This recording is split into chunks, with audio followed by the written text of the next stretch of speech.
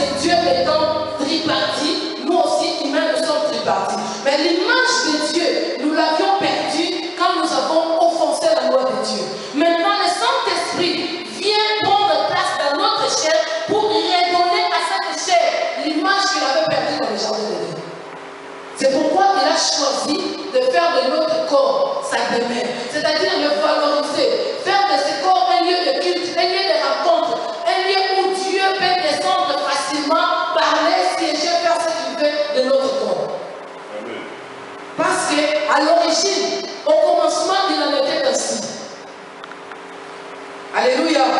Actes chapitre 20, verset 23.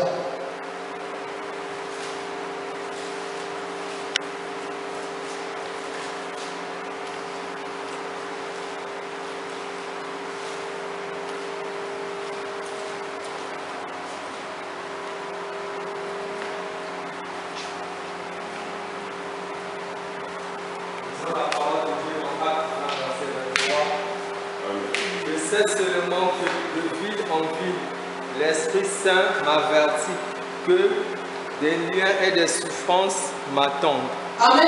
Amen. Dieu, Jésus a dit à ses disciples, alors qu'il était en train d'être conduit à Golgotha pour être crucifié, pendant que les femmes pleuraient, pendant que les femmes se lamentaient à son sort, il leur a dit, ne pleurez pas sur mon sort. Pleurez plutôt pour vos enfants. Parce que moi qui suis un bois frère, voilà ce qu'on fait de moi. Et vos enfants qui sont que les pauvres bois secs, quel serait leur sort? Maintenant, pourquoi le Saint-Esprit est en nous? L'apôtre Paul dit, le Saint-Esprit m'avertit dans sa conduite, dans sa marche avec le Seigneur. Là où il allait y avoir des souffrances, il allait être persécuté, il allait être arrêté. Voilà pourquoi le Saint-Esprit est là pour l'avertir de tout ce qu'il est en train de tout ce qu'il aura à subir dans sa vie. Bien aimé, s'il n'avait pas été averti, il allait abandonner. S'il n'avait pas été averti, il allait se dire que non, ça c'est le diable, il allait laisser tout ce qu'il a à faire, prière de combat. 40 jours de jeûne de combat. En tout cas, je vais combattre les démons. Ça n'y avait rien à voir avec les démons. C'était le plan que Dieu avait tracé dans sa vie. Les jours où Dieu est venu à sa rencontre, alors qu'autrefois il était comment c'était, Saul de Tarse, voilà. Il était le persécuteur. Mais quand Dieu l'a visité, il lui a dit, cette fois-ci, il te sera difficile de réchauffer contre les aiguillons. Vous savez ce que ça veut dire? Les bergers, les hommes qui gardent des grands animaux comme des bœufs, comme des vaches, ce sont des animaux qui sont lourds et difficiles à faire déplacer. Et quand il faut les déplacer, ils ont des aiguilles, des grands aiguilles qu'on appelle les aiguillons. Maintenant, quand une vache ne veut pas se déplacer, quand tu ne veux pas avancer, il lui pique un peu sur ses jambes, sur ses cuisses, pour le forcer à se déplacer. Et maintenant, Dieu dit à Paul, autrefois tu étais un persécuteur de l'Église. Tu vas peut-être avoir peur de servir Dieu parce qu'il y aura des persécuteurs qui vont te persécuter. Mais avec moi à tes côtés, il va être difficile de réchauffer contre les aiguillons. C'est-à-dire quand tu vas te dire que je ne vais pas avancer, je serai là avec mes aiguillons pour te piquer pour que tu avances. Et c'est justement ce qui est arrivé dans la vie de Paul. Il est l'apôtre le plus persécuté, l'apôtre qui a le plus souffert, au-delà même des apôtres qui ont marché avec Jésus. Parce que tout simplement, il y avait derrière lui les aiguillons pour l'obliger à avancer. Et il dit, le Saint-Esprit m'avait averti de cela.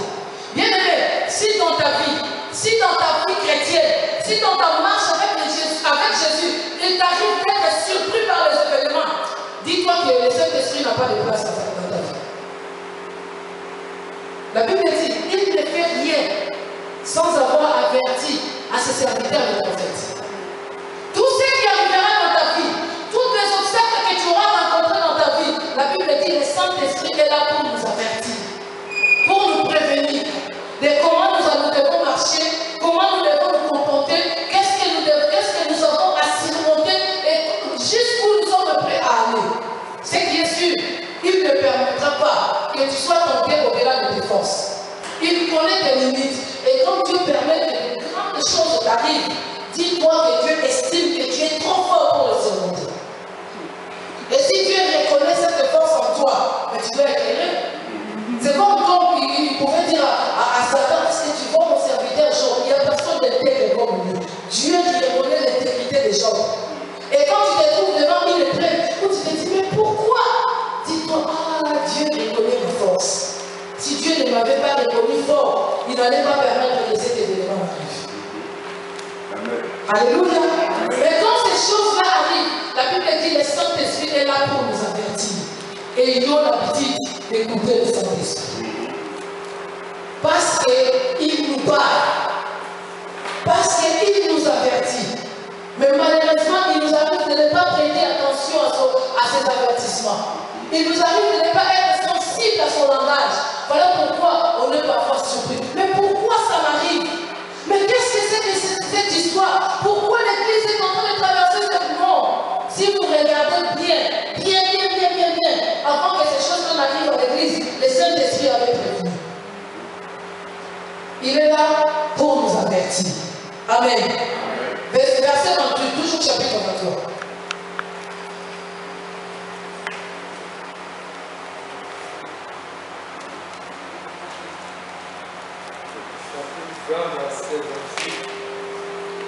Faites donc bien attention à vous-même et à tout le troupeau dont le Saint-Esprit vous a confié la responsabilité. Prenez soin de l'Église de Dieu qui s'est acquise par son propre sang. Amen. Amen. Je lis la version seconde, la Bible dit, prenez donc garde à vous-même et à tous les troupeaux sur lesquels le Saint-Esprit vous a établi évêque. Bien-aimés, personne ne peut s'établir. Là, parce que j'entends souvent les gens qui disent que non, il s'est fait lui-même pasteur, il s'est fait lui-même évangéliste. Non. Si tu te fais toi-même quelque chose par rapport à l'œuvre de Dieu, tu vas mourir. La Bible dit que c'est le Saint-Esprit qui établit les évêques. Quand on parle des évêques, on va tout simplement parler de ministres. Et je ne suis pas en train de parler des ministères aujourd'hui pour vous faire comprendre qu'on ne devient pas ministre de Dieu. On est ministre de Dieu. On ne devient pas évangéliste. Oh non, j'en ai marre d'être protocole, je ne veux plus être protocole, mais maintenant je deviens évangéliste. On ne devient pas évangéliste. On ne devient pas pasteur. On est pasteur.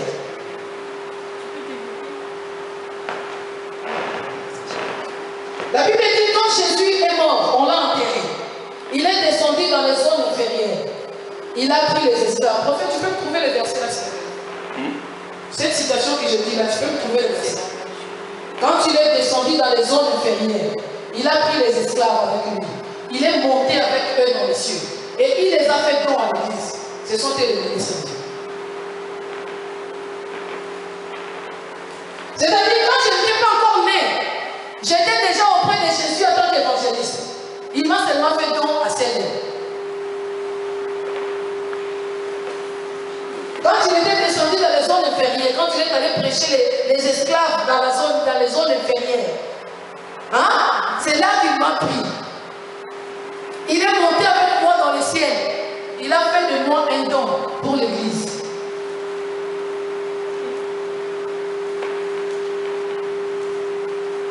La Bible dit, le Saint-Esprit, prenez garde à vous-même et au Saint-Esprit qui vous a établi.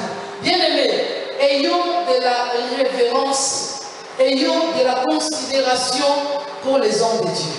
Je disais au prophète César la dernière fois, l'Église a besoin d'apprendre la leadership. C'est un message capital, fondamental, et par ignorance, nous attirons des fois des malédictions, nous attirons des problèmes, des complications dans notre vie par manque de connaissance de la leadership. Un homme de Dieu, oui. Je savais que les questions allaient venir. Non, ce n'est pas une question, c'est juste le verset. Merci, lisez. Oui. C'est dans Matthieu 27, Matthieu 27, 45. à partir du verset 45.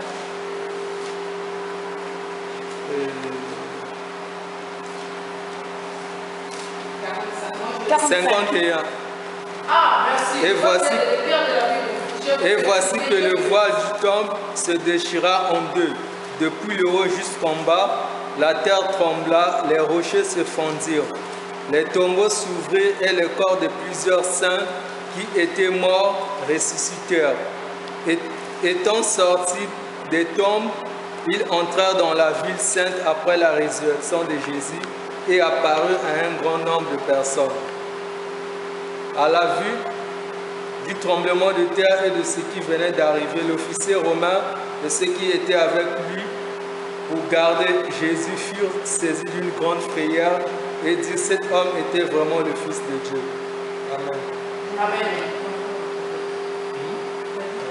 Matthieu 27. Matthieu 27, oui, mais ce n'est pas vraiment l'intitulé que j'ai cherché. Mais ça aussi c'est très bien. Moi, je pensais à ça quand tu as dit ça et du coup, je ne voyais pas le rapprochement avec ce que tu étais en train de dire et ce que je connaissais. Voilà, je vais vous trouver ça. Si on n'arrive pas à le trouver aujourd'hui, je vous le donne prochainement. Même si c'est pas moi qui serai à l'enseignement, mais je vais quand même vous trouver ça. Où on parle de Jésus qui est descendu dans les zones de prière. Ça fonctionne encore, c'est le prof qui J'ai une question, mais il est descendu une fois. Il est descendu une fois ou il est descendu une deuxième fois? Il est descendu dans les zones inférieures. Quand là on parle de sa résurrection sur la terre, quand il est ressuscité sur la terre, il est sorti avec les gens qui étaient enterrés, qui étaient morts. Les gens l'ont vu. Bénéchia qui était mort depuis 15 ans, on a vu ces jours-là Bénéchia ressuscité marchant dans les rues de Jérusalem. Les gens les ont vus comme ça. Mais il y a de ces captifs qu'on n'a pas vu sur la terre, mais qui l'a amené dans les airs. Quand il est monté au ciel, il est parti avec eux dans le ciel. Ce sont deux-là qu'il a fait don à l'église. On va trouver ces versets-là. Je vois d'ici la fin, le prophète pourra le trouver. Amen. Amen. Où est-ce que j'étais? Je me suis perdu. Je disais l'esprit qui établissait les Grecs. Voilà, je parlais de la leadership. Écoutez, un homme de Dieu n'a jamais été ami de quelqu'un. Un homme de Dieu n'a jamais été camarade, copain de quelqu'un. Et je vais même loin, juste à dire, un homme de Dieu n'a jamais été le mari de quelqu'un. Hein, Alice? Tu comprends ce que je veux dire? Cet homme-là, César, c'est ton mari. Mais prophète César n'est pas ton mari.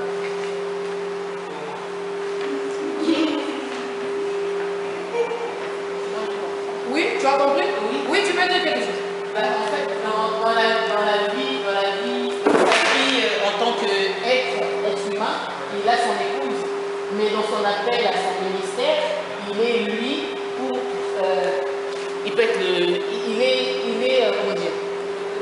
Oui, il n'est pas prophète pour sa femme, il est prophète pour le peuple. Voilà.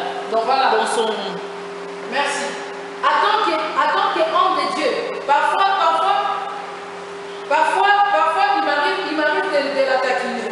Parce que quand je connais les programmes de son mari, de ces jours-là, il est en prière pour 40 jours de prière, parfois je la taquine quand je la vois, il est où de son mari? C'est une façon de l'aider, dire pour les moments, il n'est pas de temps. Un homme de Dieu, faites attention, vous qui prétendez être des amis des hommes de Dieu, faites attention. Ça peut vous attirer une bénédiction si vous savez vous en servir, et ça peut vous attirer de malédiction si vous en abusez. Un homme de Dieu n'a été le papa de personne. Non, c'est mon père. Non, c'est mon ami, avec lui on s'entend bien. Ah bon?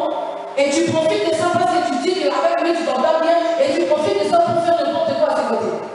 Et je suis même surpris parce qu'ils se disent que non, je suis son conseiller. Hein? Conseiller de qui? Et si toi tu es son conseiller, et le Saint-Esprit fait quoi? Non, parce que ces jours-ci, c'est mal conduit, on va les faire asseoir et on va les suspendre.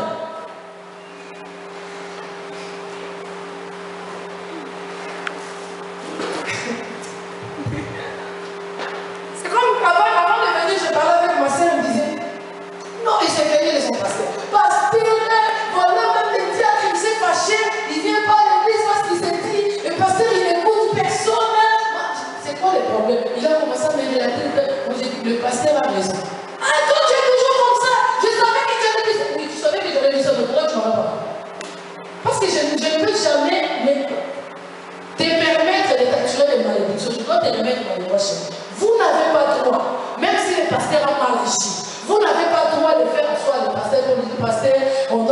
suspendre. La Bible dit, qui es-tu pour juger un serviteur d'autrui? Il n'est pas ton serviteur, c'est un serviteur d'autrui. S'il a mal agi, laisse à son maître de s'en charger. Ce n'est pas ton problème. Faisons gaffe aux hommes de Dieu. La Bible dit, c'est le Saint-Esprit qui les établit. Quand tu te mets à reprocher les hommes de Dieu, c'est comme si tu disais à Dieu, tu es trop bête pour avoir choisi une femme comme Alice et de faire de lui l'évangéliste. Tu es trop bête.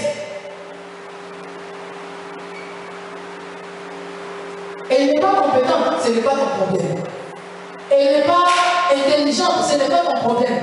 Elle n'est pas belle comme tu voulais qu'elle soit belle, ce n'est pas ton problème. La personne qui l'a choisie, l'esprit qui l'a établi, c'est ce qu'il va faire d'elle.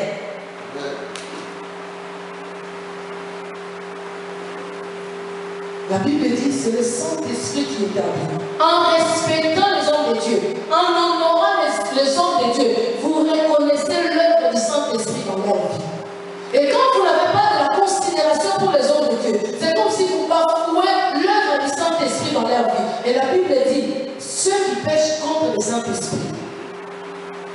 Vous connaissez la suite.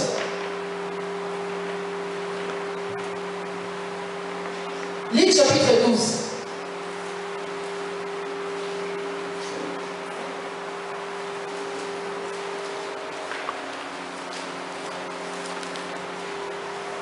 Verset 2.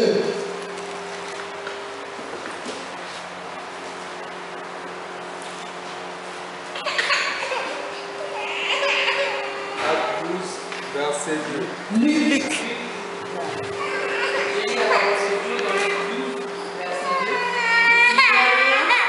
Il n'y a rien de caché qui ne doit être connu. Il n'y a rien de caché qui ne doit être découvert, ni de secret qui ne doit être connu. Oui, continue. C'est pourquoi tout ce que vous aurez dit dans les ténèbres sera entendu dans la lumière, et ce que vous aurez dit à l'oreille dans les chambres sera prêché sur les toits. C'est pour cela que les hommes ont interprété ces passages en disant que les murs ont les oreilles. Non, ce n'est pas que les murs ont les oreilles. Avec le Saint-Esprit, avec l'Esprit de Dieu, il n'y a rien de secret qui restera secret. Tu te dis, oh non, quand on a parlé, on était dans notre chambre, personne ne sait. Quand on critique le prophète César, c'est entre nous. C'est entre nous. De toute façon, on ne dit rien de mal de lui. On dit juste que lui, il ne respecte pas l'heure. On dit ça, c'est entre nous. De toute façon, c'est vrai, non, ça qu'on dit, c'est pas comme si on mentait, on disait vrai. La Bible dit, il n'y a rien de secret qui restera secret. Vous avez dit ça, vous étiez athée, vous allez être surpris. Comment est-ce que cela est arrivé aux oreilles de l'apôtre? Pardon du prophète. Vous allez, non, quand on parlait, j'ai dû entendre les pas. Ça devait être, c'est Joël qui passait par là, ça devait être lui qui est allé là. Il n'y est pour rien. Le Saint-Esprit qui voit dans les secrets, qui veut vous empêcher de nuire à votre vie. Il va révéler ça pour vous empêcher de ne plus le faire. Allons sur le don de l'esprit.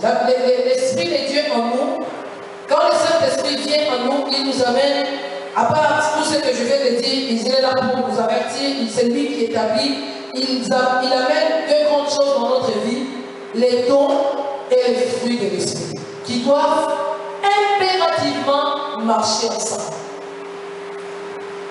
Les dons de l'esprit, Galates chapitre 5. Non, les dons, c'est 1 Corinthiens chapitre 12.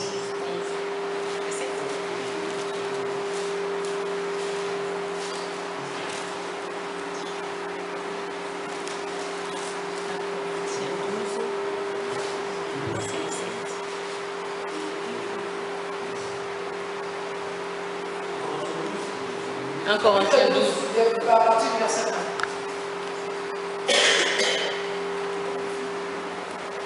La parole du Seigneur.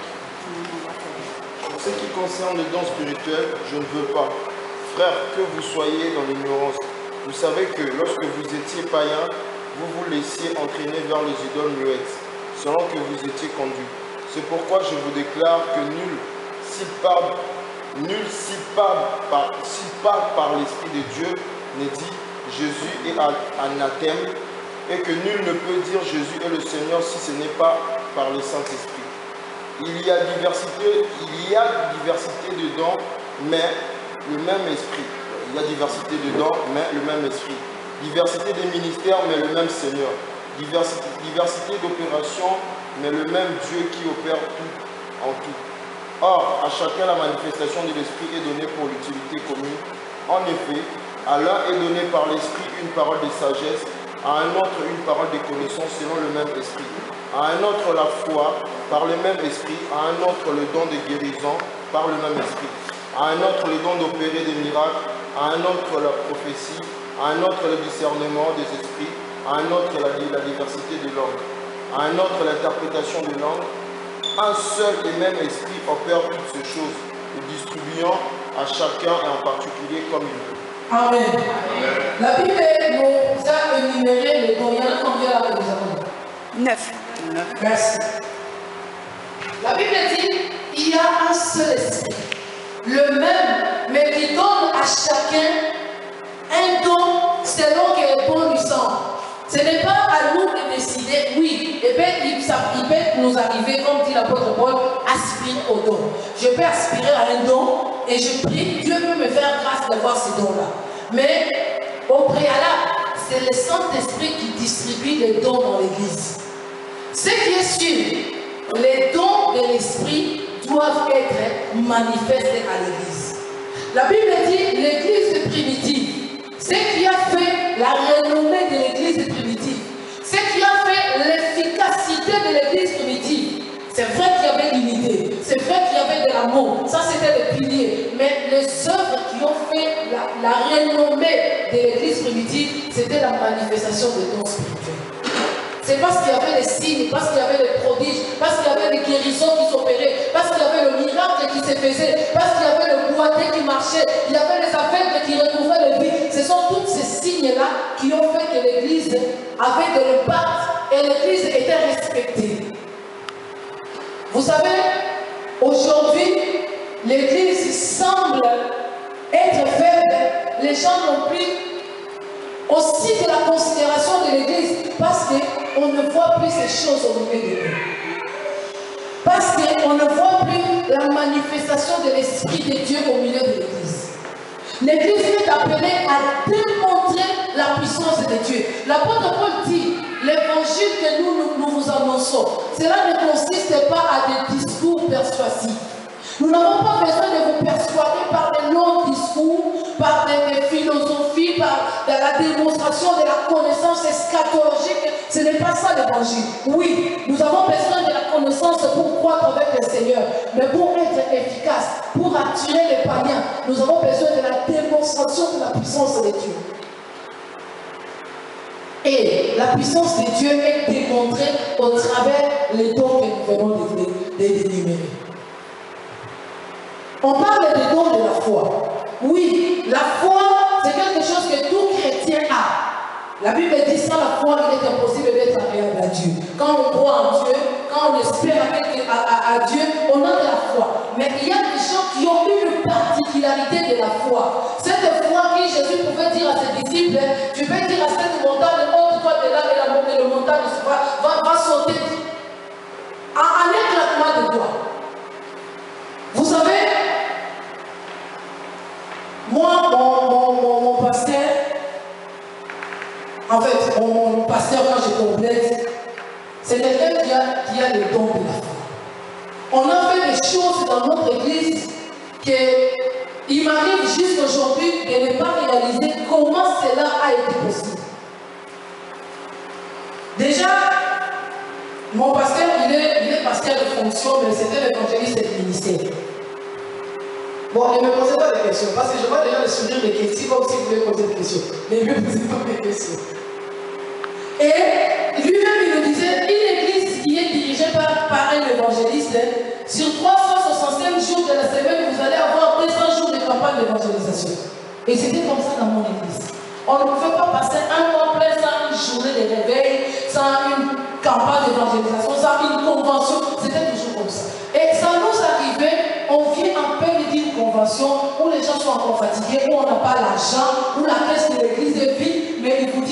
3 jours, nous allons avoir une grande campagne d'évangélisation. Par exemple, je peux citer, il vous dit à Olympia. Je prends l'exemple ici. Il vous dit, on va avoir une campagne d'évangélisation à Olympia dans 3 jours. Où l'église, la caisse de l'église est vide. Et vous vous regardez vous-même, vous dites que ce n'est pas possible. Mais, je vous dis, dans 3 jours, on est à Olympia et la campagne d'évangélisation a lieu. Ce sont les gens qui ont le don de la foi. Les gens à qui l'obstacle ne veut rien dire pour eux. Dans leur vocabulaire, le mot obstacle n'existe pas. Parce qu'ils ont foi en Dieu. La Bible dit, rien n'est impossible à ceux qui croient. Celui qui a la foi, rien ne lui est impossible. L'autre, Béni, je ne sais pas s'il le fait encore, mais c'est aussi quelqu'un qui a le don de la foi. Vous savez ce qu'il faisait? Il organisait, je ne sais pas si c'était chaque année ou c'était périodiquement, les journées qu'il appelait journée de la résurrection. Donc si c'est en préparation, il va vous dire, c'est lui qui croit en Dieu. Si un membre de votre famille mourait et ne l'enterrez pas, gardez-les, soit à la mort, et même si vous voulez les garder à la maison, c'est que vous ne l'enterrez pas. Parce que je vais organiser une journée de résurrection. Et pendant cette journée de résurrection, il invitait amenez tous les cadavres que vous pouvez. Il choisissait un terrain où il louait une stade, où il salle. Faites entrer les morts, faites entrer les cadavres, on est des cadavres, on les entassait là, on les entassait. Ceux qui croyaient bien sûr, parce qu'il y en a ceux qui disaient que c'est un féticheur, c'est un escroc, c'est un voyou. Mais lui, il faisait la volonté de Dieu. On entassait les cadavres et puis il disait tout le monde sortait. Il restait seul. Il priait, et puis quand il ouvrait la porte, il sortait avec tout le monde. Je vais dire le cadavre. Il sortait avec lui. Ça peut paraître de la folie, mais c'est vrai. Il a fait ça. C'est-à-dire la mort n'est pas un obstacle pour lui parce qu'il a les dons de la foi. Le parler en langue, c'est un signe extérieur du baptême du Saint-Esprit. Mais il y a des gens qui ont le don de parler en langue. Il y a parler en langue comme manifestation de l'esprit et il y a le don de parler en langue. Quelqu'un qui parle en langue comme étant un don, quand tu te mets à parler là, tout le monde doit l'entendre. Tu vas te dire, il faut que je commence à parler comme Bélisha. On avait une soeur qui était une amie à moi, elle est venue au Gabon, elle s'appelait Patience. Quand elle se mettait à parler en langue, tu voyais même son visage se transformer. Elle devenait belle comme une manche. Et quand elle te parle, elle parle là, elle peut changer 5 à 6 langues à la fois. Elle commence à parler de langue ciel, bien sûr, elle se met à parler l'anglais, elle change, elle parle en portugais, elle change, elle parle en kikongo, et elle parlait comme ça. Et quand tu fallait interpréter ça, elle peut parler pendant 1 minute, elle parle en langue, elle interprète elle-même ce qu'elle dit, elle parle de l'interprète, elle parle de l'interprète de ce qu'elle dit. Les parler en langue, ce n'est pas que les langues des anges. La Bible dit les jours de la Pentecôte, les habitants de Samarie, les gens de Canaan, les gens de la Russie ou je sais d'où, ils attendaient les apôtres parler à leur langue maternelle. C'est-à-dire les créoles attendaient les disciples parler en créole. Les Rwandais les attendaient parler en rwandais. Les parler en langue, ce n'est pas que les langues des anges. Oui, la manifestation de l'esprit, Dieu est souverain, ça peut arriver que tu parles en langue, oui, la langue des anges, c'est normal. Mais quand on a un don de parler en langue, il peut t'arriver de parler les langues des hommes. Mais qui humainement comme ça, tu ne sais pas le parler. Et l'apôtre Paul dit, s'il y a au milieu de vous quelqu'un qui parle en langue, priez pour qu'il y ait un interprète. Parce que le parler en langue, ça peut être une prière où tu t'édifies toi-même. Mais si c'est un message adressé à l'église, s'il n'y a pas d'interprétation, ça sert à quoi? Tu vas parler toi-même, mais finalement Dieu veut nous parler, mais on n'a pas capté le message de Dieu parce qu'il n'y a pas d'interprétation.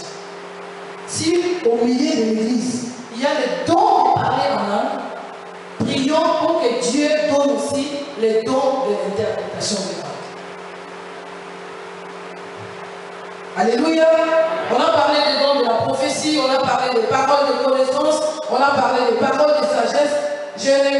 Je ne vais pas entrer en détail non plus dans ces messages parce que Papa nous a promis de nous en parler largement par rapport au don et au ministère.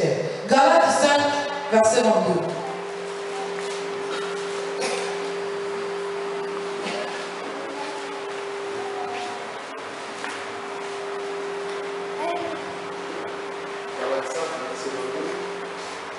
Mais le fruit de l'esprit, c'est l'amour, la joie, la paix, la patience, la bonté, la bénignité, la fidélité, la douceur, la tempérance. La loi n'est pas contre ces choses. Ceux qui sont en Jésus-Christ, ont crucifié la chair avec ses passions et ses désirs. Si nous vivons par l'esprit, marchons aussi selon l'esprit. Amen.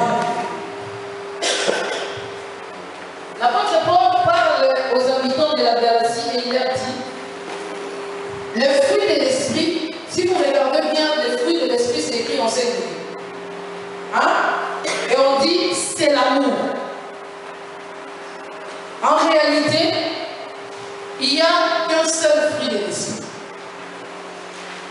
Ce fruit de l'esprit, c'est l'amour. Maintenant, la manifestation de ce fruit de l'esprit, quelqu'un qui a de l'amour doit avoir de la joie, il doit être rempli de paix, il doit avoir la patience, il doit avoir la bonté, la bienveillance, la douceur, la maîtrise de soi. Et la Bible dit, la loi n'est pas contre ces choses. Ceux qui sont en Christ, en Jésus-Christ, ont crucifié la chair avec ses passions et ses désirs. Si nous vivons par l'esprit, alors marchons selon l'esprit. Je disais, les dons de l'esprit et les fruits de l'esprit, ce sont les choses qui sont indissociables. Pourquoi je dis ça? Parce que quand on a les dons de l'esprit, par exemple, celui qui a les dons de miracle, si tu n'as pas la maîtrise de soi, tu vas créer des scandales. Un jour, on nous a raconté l'histoire. Il y avait, je ne me rappelle plus dans quel pays, il y avait un homme qui était président de la... Il y avait une association des handicapés. Hein, ils ont formé une association des handicapés pour défendre les droits des handicapés, machin. Et cet homme-là était président de cette association-là. Et étant président, il avait des droits, il avait certains privilèges à partir de ces statuts-là, étant le président des handicapés. Maintenant, il y a un homme de Dieu qui est fini une campagne d'évangélisation. Ouais, on va prier, les gens vont être guéris. Et le gars, il est venu écouter la parole de Dieu. Pour lui, il n'a pas besoin de la guérison. Il n'a pas besoin de jeter ses béquilles et de commencer à marcher parce que son statut d'handicapé, c'est un avantage pour lui.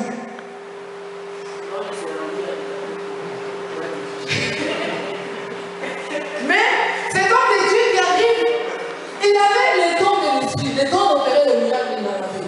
Mais par manque de maîtrise de soi, il commence. Aujourd'hui, tu dois marcher au nom de Jésus. Le gars, il dit, qu'est-ce que tu veux me priver de mon gars du père? Mon handicap, c'est mon gars du père. Donc, c'était maintenant, il y avait maintenant la lutte entre lui qui voulait à tout prix que l'homme marche et l'homme qui en soi n'avait pas besoin de ça. Tout ça pourquoi? Parce que l'homme de Dieu n'avait pas la maîtrise de soi. Tu sais, tu peux avoir le don de miracle, tu peux avoir le don de la foi, tu peux avoir, mais la guérison ou le miracle s'opère à partir du moment où il y a une connexion entre toi et la personne sur qui tu veux déverser ce miracle. S'il n'y a pas cette connexion, il y a cette rupture-là, le miracle partira et ça s'arrêtera quelque part. La chose à faire, il faudrait peut-être parler avec les gars. Tu as besoin de Jésus, tu as besoin de... Voilà. Il aurait compris que les gars n'avaient pas besoin de marcher. Parce que s'il marchait, il serait plus président des handicapés.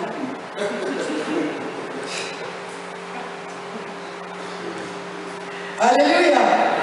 Les dons de l'esprit, on peut pas avoir les dons de l'esprit. Aujourd'hui, pourquoi il y a tellement de scandales dans les églises? Pourquoi même ces histoires ont affecté même les familles qui se sont divisées? Les dons de la prophétie, les gens l'ont tellement mal géré et manquant la des uns et des autres, de membres d'une même famille, des ennemis, à cause de prophéties. Oui, mon père est sorcier, et alors? Oui, ma soeur, je vois que ta mère c'est une sorcière, c'est elle-même qui s'élève dans ton mariage. Si dans ton mariage il y a toujours des troubles, parce que c'est ta mère qui est à l'origine. Et alors? Quand tu lui dis que sa mère est sorcière, c'est sa mère qui est à l'origine des troubles, tu connais sa foi? Tu connais sa capacité de discerner les nouvelles? Qu'est-ce que tu veux créer en elle? La haine envers sa mère. Moi qui tiens tellement à mon mariage, j'aime tellement mon mari, et justement, je vis des problèmes dans mon couple et je ne comprends ni la tête ni la queue. Et quelqu'un qui vient me dire que c'est ta mère qui a l'origine de tes problèmes, qu'est-ce que tu veux que je fasse? Oui, Dieu peut te montrer, parce que tu as le don de la prophétie. Dieu peut te montrer que la soeur a des problèmes dans son couple, qui vient de sa famille et tout. Mais elle a au moins cette tempérance de gérer les choses. Et au moins la sagesse de ne pas irriter la soeur, de la mener plutôt à... Parce que quand tu mets déjà la haine dans son cœur, Dieu n'agira plus. La Bible dit, aimez vos ennemis. Sa mère, c'est son ennemi. C'est elle qui lui crée des problèmes, oui. Mais quand elle va montrer de l'amour envers sa mère, quand elle va commencer à faire du bien, la Bible dit, si quelqu'un te fait du mal, quelqu'un te cherche du mal, et que toi, tu lui fais du bien, c'est comme si tu mettais des charbons de feu sur sa tête. Donc, c'est le comportement que nous devons avoir en tant qu'enfants de Dieu. Mais non, il y a d'autres personnes, par manque de tempérance, parce qu'il a le don de la prophétie, il commence à prophétiser n'importe comment, et ça crée des divisions dans les familles, ça crée même des divisions dans les mariages, ça crée des divisions entre frères et sœurs. Aujourd'hui, beaucoup de gens sont devenus des athées parce qu'ils se disent, vos églises là, j'en peux plus. Et on peut aussi avoir le fruit de l'esprit, on est tellement bon, on est tellement gentil, on est doux, on est calme, on a de l'amour. Mais s'il n'y a pas le don de l'esprit pour faire manifester la puissance de Dieu dans l'église, les gens seront comme dans la chambre froide. Nous, on est plus que saints. Nous, on est sainteté à l'éternel. Et c'est pour cela que c'est le mouvement de baptiste. Ça vient de là. Les gens qui contredisent les dons de l'esprit. Les gens qui contredisent la manifestation de l'esprit. Oh non, Dieu, dans le cadre de Dieu, n'aime pas le désordre. Oh, qui vous dit que la manifestation de l'esprit, ça crée le désordre? Oui, les gens peuvent s'ajouter parce qu'on est humain. Quand on reçoit la puissance de Dieu, quelque chose qui est plus fort que moi, oui, ça peut m'amener à m'agiter. Ça ne veut pas dire que c'est du désordre. Oui, ça peut m'amener à tomber parce que c'est tellement puissant, c'est tellement plus fort que moi, ça peut m'amener à tomber, oui. Mais ce n'est pas pour autant que c'est du désordre. Non, Dieu, c'est un désordre. Pourquoi on doit commencer à crier et trois personnes qui parlent en même temps? Ça, c'est du désordre, ce n'est pas l'esprit de Dieu. Qui vous fait ça? Dans la chambre haute, ils n'étaient pas tous en train de parler au même moment. Et vous allez me dire que ce n'était pas Dieu. C'était pourtant les jours de la Pentecôte. C'était pourtant la manifestation de la puissance de Dieu. Les dons de l'esprit et le fruit de l'esprit dans la vie de l'homme, c'est comme un oiseau qui, pour bien voler, a besoin de se servir de ses désirs. Tu dois avoir et le fruit de l'esprit et le don de l'esprit pour te permettre d'avancer avec le Seigneur. Vous savez, on peut faire semblant pour dire que moi, le miracle ne m'intéresse pas, moi, c'est la connaissance. Mais quand tu te trouveras devant des difficultés, tu auras besoin de miracles. Quand tu te trouveras devant les obstacles où tu ne sais pas par où passer, comment c'est tout ça, tu auras besoin de miracles. Et à ce moment-là, s'il n'y a pas de miracle, tu risques de perdre ta foi. L'apôtre Paul dit, si tu ne vois pas de miracle, il est impossible de croire. Vous savez qu'on est humain, l'homme. Dieu lui-même a dit à Samuel quand il est parti dans la maison de David pour ordonner David comme étant roi. L'homme regarde ce qui frappe. Ça c'est l'homme. C'est lui-même Dieu qui l'a créé comme ça. L'homme aime les spectacles. L'homme court derrière ce qui frappe aux yeux. C'est tout à fait, c'est pour cela que Dieu a donné le don à l'Église. Pour qu'au-delà de la connaissance, au-delà du fruit de l'esprit, qu'il y ait un peu de spectacle. Ça fait un peu du bien, du mouvement dans l'église. Alléluia. Nous allons prier. L'apôtre Paul dit, aspirez au don de l'esprit. Luc chapitre 11, verset 13.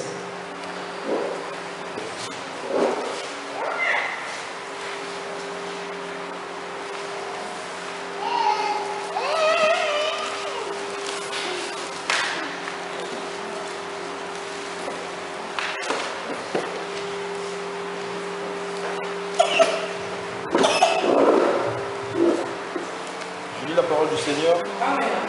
Si donc, méchants comme vous l'êtes, vous savez donner de bonnes choses à vos enfants, à combien plus forte raison le Père Céleste donnera-t-il le Saint-Esprit à ceux qui les lui demandent? Amen.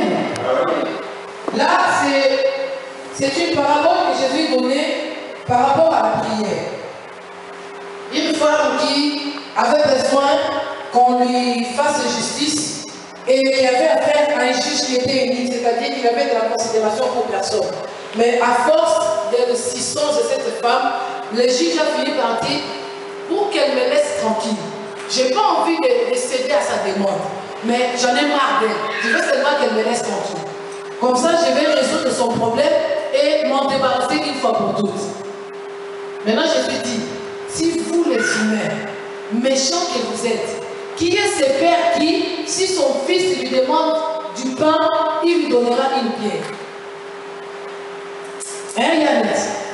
Isaac te dit, maman, j'ai faim, donne-moi du pain. Tu vas dans la rue, tu ramasses une grosse pierre. Tiens, mange! Est-ce que tu peux le faire?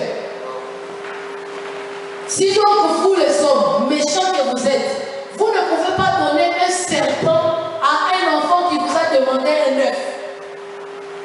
À combien plus fort votre Père qui est dans les cieux vous donnera le Saint-Esprit si vous le lui demandez. Il connaît l'importance du Saint-Esprit dans nos vies. Il connaît le rôle que joue le Saint-Esprit dans nos vies. Ici, quand Dieu parlait, les disciples n'avaient pas encore reçu le Saint-Esprit. C'est pourquoi il a donné le goût de recevoir le Saint-Esprit. Mais nous avons le Saint-Esprit en nous. Le Saint-Esprit, la Bible dit, il est en nous les sons de la promesse de Dieu. Le Saint-Esprit, c'est lui qui témoigne en notre esprit que nous sommes enfants de Dieu. Maintenant, ce que nous allons demander, c'est la puissance du Saint-Esprit. Parce que Jésus a dit à ses disciples, lorsque le Saint-Esprit se répand sur vous, alors vous recevrez une puissance. Nous avons besoin de la puissance du Saint-Esprit. Nous avons besoin de la manifestation de l'Esprit de Dieu en nous. Les disciples, quand ils n'avaient pas encore reçu cette puissance, ils étaient enfermés dans les chambres hautes. Ils avaient peur d'affronter les pharisiens et les scribes. Et c'était même la raison pour laquelle Pierre pouvait renier Jésus. C'était la raison pour laquelle les 3 disciples, parmi eux, les disciples que Jésus aimait beaucoup, ils ont retourné à la pêche. Parce qu'en eux, il n'y avait pas encore le Saint-Esprit. Mais quand le Saint-Esprit est descendu, ils étaient prêts jusqu'à mourir en martyr. De tout ce monde-là, tous ceux qui ont entouré Jésus, malgré les travaux qu'ils ont accomplis, les travaux formidables, ils ont posé les fondements sur lesquels nous venons poser aussi nos pierres pour bâtir cet édifice. Ils ont tous été morts en martyr à cause du nom de Jésus. Mais bien auparavant, sans la puissance du Saint-Esprit, ils ont eu peur, ils ont fui. Il nous arrive parfois de baisser les bras. Il nous arrive parfois de nous relâcher parce qu'il nous manque quelque chose. On peut avoir la puissance de Dieu aujourd'hui. La puissance de Dieu, c'est quelque chose qui s'entretient. C'est quelque chose qu'on veille sur. Parce que quand tu n'es plus dans la droiture devant le Seigneur, quand tu n'as plus la vie de prière intense, quand tu n'as plus cette intimité avec le Saint-Esprit, la Bible dit que le Saint-Esprit s'attriste en nous. Et quand il est triste, il est inopérationnel. Il te regarde, il ne sait plus quoi faire. Il te voit dans le mal, il ne sait plus comment t'aider. Mais quand nous rallumons la flamme de notre amour pour Dieu dans nos cœurs, à ce moment-là, il est là pour nous avertir. Il est là pour nous consoler. Il est là pour nous conduire. Il est là pour nous aider par des soupirs inexprimables afin que nous puissions crier Abba Père. Ce soir, nous allons prier. Tu vas demander la présence de Dieu dans ta vie. Tu vas demander la puissance du Saint-Esprit dans ta vie. Je veux vraiment que tu pries. Je ne vais pas te donner le sujet de prière. Je ne vais pas te dire qu'est-ce qu'il faut que tu demandes à Dieu. Nous avons lu les dons, parmi les 9 dons, tu connais ce qui t'intéresse ou c'est auquel tu aspires. Nous avons parlé des fruits de l'esprit. Si en toi tu sens qu'il y a ce fruit qui manque, si en toi tu sais que la patience ce n'est pas mon lot, à moi vraiment si tu me cherches tu vas me trouver. Là tu manques de la tempérance, tu manques de la bonté, tu vas prier. Bien-aimé, prie. Il nous reste 20 minutes.